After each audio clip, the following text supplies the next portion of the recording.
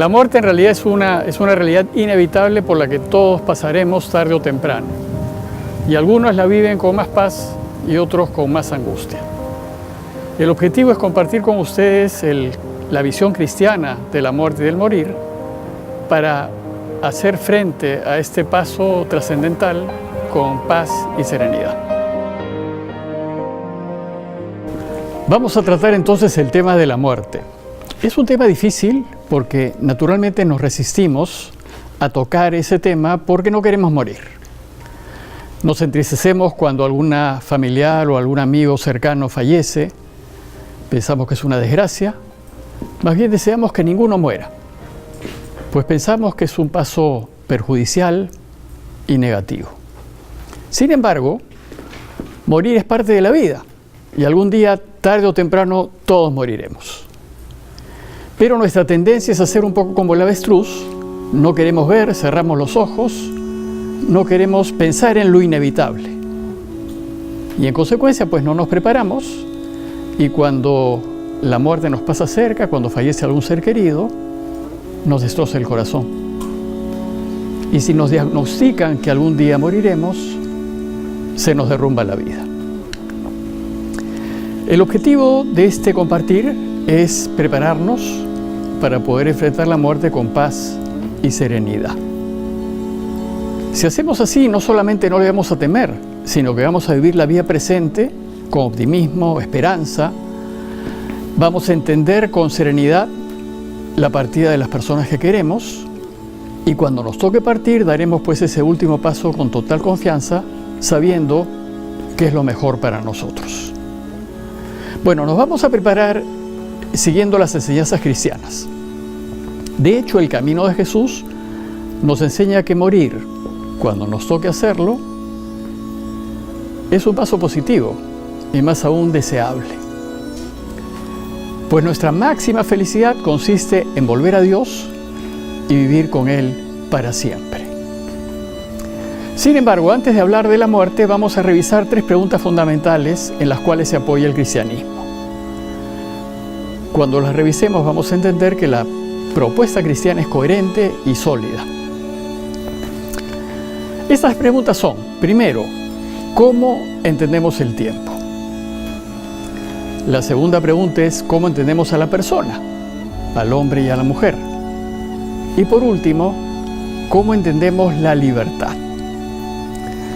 La respuesta que el cristianismo da a estas 3 preguntas dan cuenta de por qué afirmamos lo que afirmamos y por qué actuamos como actuamos, o cómo deberíamos actuar.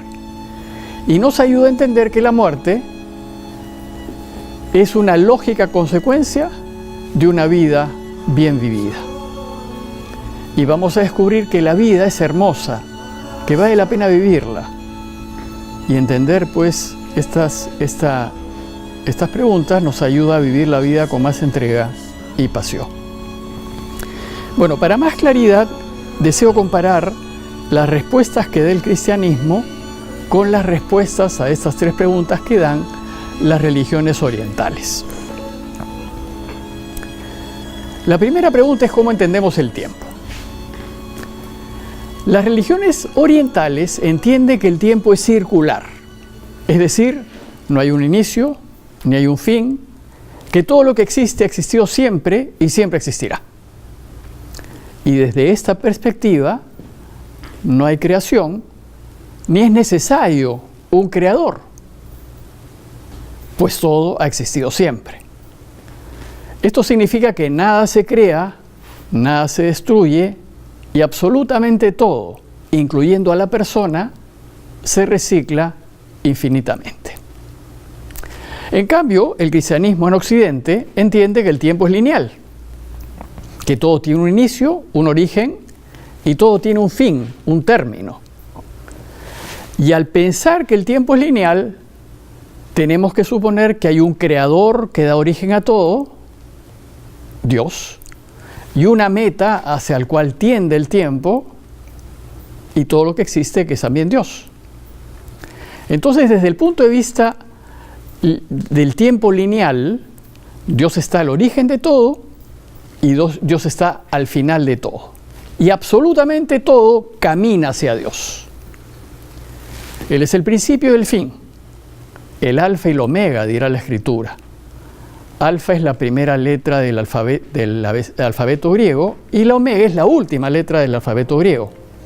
Es como decir en el abecedario la A y la Z. Y dentro de estas dos letras se contiene todo. Entonces, según el cristianismo y el judaísmo, hemos sido creados por Dios para volver a Él y estar con Él. Y si bien en el tiempo solo se recicla la materia, todo, absolutamente todo, progresa hacia Dios. La segunda pregunta es cómo entendemos a la persona humana, al hombre y a la mujer. En las religiones orientales se entiende a la persona como solamente alma. Y como todo ha existido siempre, el alma es eterna, sin principio y sin fin, mientras que el cuerpo es corruptible, se reciclará en la materia y esa materia será siempre eterna. Para el Oriente, el alma siempre ha existido y siempre existirá. Y el cuerpo, en cambio, si bien es descartable, es como un vestido que se pone o se quita, esa materia se diluye en la materia del universo y se reciclará al infinito.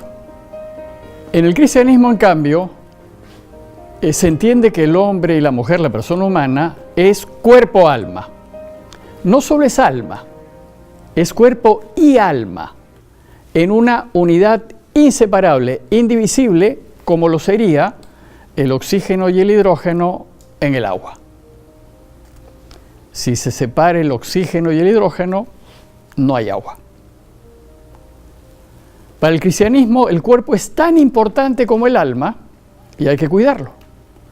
No podemos pensarnos sin cuerpo, pues no somos sin cuerpo. De hecho, Jesús nos invita a cuidar ambos. Que oremos, cuidemos el alma y que demos de comer, cuidemos el cuerpo. En la tradición, nosotros tendemos a hablar solamente del alma, ¿no? Hay que rezar por el alma de fulanito. En realidad, esta es una influencia griega, el griego es oriental. Entonces, cuando la filosofía oriental entra en el pensamiento cristiano, se pierde esto que es típico de los orígenes del cristianismo y del judaísmo, que es que el hombre es una unidad cuerpo-alma. No es ni solo alma, ni solo cuerpo. El problema es que en esta unidad indivisible, cuerpo y alma, el alma es inmortal. O sea, tiene principio porque ha sido creada, pero no tiene fin. En cambio, el cuerpo es corruptible. Entonces, si la persona está formada con cuerpo y alma indivisiblemente, ¿qué sucede cuando la persona muere? Antes de responder esta pregunta, veamos cómo entiende Oriente y Occidente la muerte, que es esta separación entre el cuerpo y el alma. Tanto en Oriente como en Occidente, la muerte se entiende como separación. Se separa el alma del cuerpo. En ambas visiones, el alma permanece en el Oriente porque siempre ha existido y siempre existirá, y en el cristianismo porque ha tenido un principio, pero ha sido creada para no morir. Pero, en cambio, el cuerpo, en ambas visiones, simplemente se descompone y se recicla en la materia. El problema es qué sucede con la persona. Para las religiones orientales, cuando se separa el cuerpo del alma, no pasa nada, porque la persona es solo alma. El alma es lo único que interesa. No interesa pues que se pierda el cuerpo, ni siquiera le interesa mucho cómo le ven esta vida. Lo que sí es importante es que hay que cuidarlo en la medida en que ayude al alma a seguir adelante. Esta visión oriental de que la persona es solamente alma y que el cuerpo es revestible, digamos, acoge la idea de la reencarnación. Según el pensar oriental, el alma, porque es eterna, se reciclará siempre, volviendo constantemente a la vida, en un continuo nacer y morir. Y así se va perfeccionando hasta el infinito. Es cierto que en algunos pensamientos orientales este proceso tiene un término. Lo cierto es que en cada vuelta a la vida, según la visión oriental, el alma, que es la persona, toma un nuevo cuerpo. El problema es que en estas infinitas recicladas del alma, finalmente, ¿quiénes somos nosotros? Bueno, según pues la cosmovisión oriental, la muerte no es un problema, porque es el proceder natural de la vida en la eternidad. Es un continuo reencarnarse, morir, volver a nacer, morir, volver a nacer, y la muerte es parte de este proceso. Pero ¿qué pasa en el cristianismo? ¿Qué sucede con la persona? Porque si la persona es cuerpo y alma inevitablemente unidas, y el alma ha sido creada para vivir para siempre, cuando sucede la separación, queda una parte de la persona que es el alma, pero es solamente una parte, porque la persona es cuerpo y alma. El cuerpo ha sido creado para morir y descomponerse, para volver al polvo en realidad. Entonces, si con la muerte el alma se separa del cuerpo, la persona, para el judeocristianismo, deja de existir, desaparece, se extingue completamente. Así como cuando se separan de una molécula de agua el hidrógeno del oxígeno, ya no hay agua. De la misma manera, cuando se separa el alma del cuerpo, ya no hay persona. Solo queda una parte de la persona, que es el alma. Pero el alma no es la persona. La persona ya no existe. El alma, hemos dicho que ha sido creada para vivir para siempre, es inmortal, pero sin cuerpo no existimos. Entonces, si la muerte nos desaparece, la muerte es en realidad una verdadera catástrofe.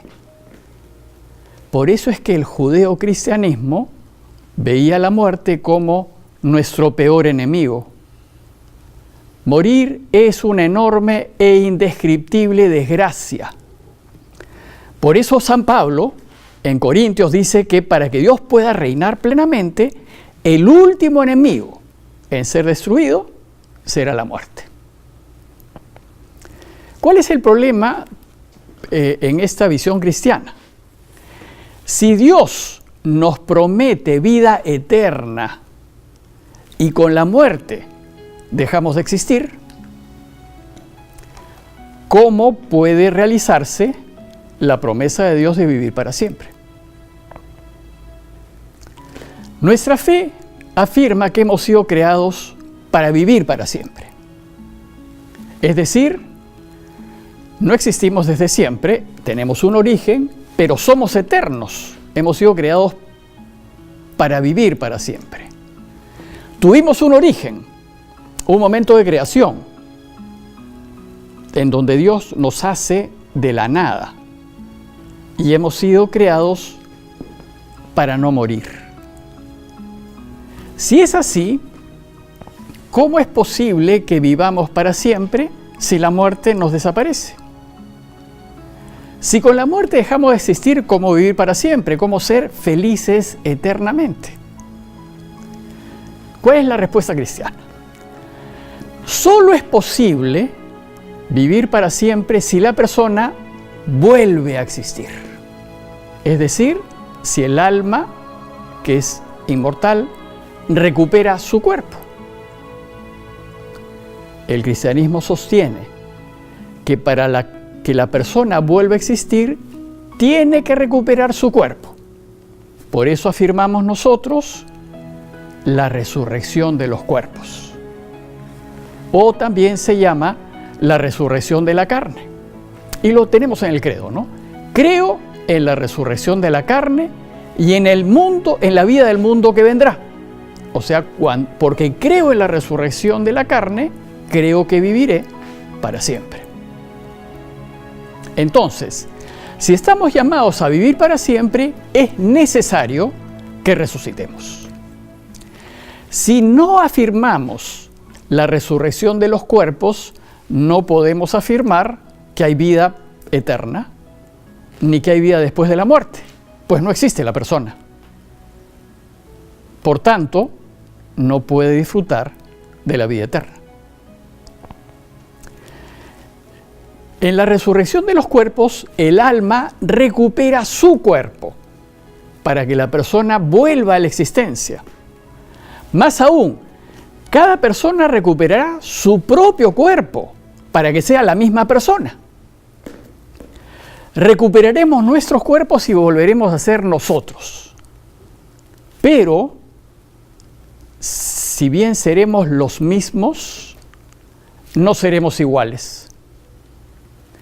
Porque nuestra fe afirma que el cuerpo que recuperaremos será nuestro cuerpo, pero completamente glorificado, extraordinario, hermoso, sin defectos, sin límites. Y además, recuperaremos un cuerpo que es inmortal. Ese cuerpo que será nuestro y que nos dará vida de nuevo, no volverá a morir. Seremos pues iguales, seremos los mismos, pero no seremos iguales, como por ejemplo, somos los mismos cuando teníamos 3 años, que la edad que tenemos ahora, somos los mismos. Sin embargo, no somos iguales. De la misma manera, cuando recuperemos nuestro cuerpo y volvamos a existir, seremos los mismos, pero no seremos iguales. Pues nuestro cuerpo, extraordinario, glorificado, nos permitirá vivir para siempre. Ya, vamos entonces a responder ahora a la tercera pregunta, que es: ¿cómo entiende el cristianismo la libertad? El cristianismo afirma que Dios nos ha creado libres. Más aún, hemos sido creados a su imagen y semejanza. Como Dios es libre, hemos sido creados a imagen del Dios libre. Bueno, pues esta libertad que nos asemeja a Dios es la que nos permite decidir nuestro futuro. Dios nos ha creado libres para determinar nuestro futuro, para que nosotros elijamos nuestro destino, para decidir cómo queremos terminar. Es decir, para decidir si queremos terminar en felicidad o para decidir si queremos terminar en desgracia. Nuestro destino va a depender del uso que nosotros hagamos de nuestra libertad. Va a depender de nosotros. Jesús nos enseña cómo elegir en el presente para poder ser felices después. Es decir, y si somos libres, significa que el futuro no existe. Porque si el futuro existiese, no podría determinarnos. Es decir, el futuro no puede estar escrito porque si no yo pierdo libertad. Si estuviese escrito, yo no podría decidir lo que yo quisiese porque ya está escrito. Pero como nosotros afirmamos que somos libres, el futuro tiene que estar abierto. Y el futuro irá existiendo a medida en que lo hacemos presente. Cada uno de nosotros decide su futuro, lo construye y lo va a hacer en las decisiones que a cada momento tomamos. En las decisiones que hoy tomamos, vamos a determinar lo que seremos. Entonces, nuestra futura felicidad o desgracia va a depender exclusivamente de nosotros. Nosotros, pues, hoy no jugamos la felicidad o desgracia. Y lo hacemos en las decisiones de todos los días. Nuestra vida presente dependerá de lo que elegimos y de cómo vivimos Y nuestra vida después de esta vida dependerá de lo que hayamos elegido y de cómo hayamos vivido. Entonces, ser felices ahora y ser felices para siempre depende de nosotros. Depende de si seguimos o no seguimos los consejos de Dios, si seguimos o no seguimos el camino de Jesús, si hacemos o no hacemos su voluntad. Hoy podemos elegir lo que nos hará felices, pero también hoy podemos elegir lo que nos hará infelices. Es decir, si nosotros elegimos vivir según los valores cristianos, según los valores de la verdad, de la justicia, de la vida, del ayudar, del servir, del dar una mano, de preocuparnos de los demás, seremos felices aquí y ahora, y lo seremos después. Pero, si elegimos vivir según los valores que propone el mundo, que es el egoísmo, la prepotencia, la corrupción, buscando solamente tener, acaparar, adquirir fama, honores, poder, autoridad, control, no solamente no seremos felices aquí, sino que tampoco lo seremos después.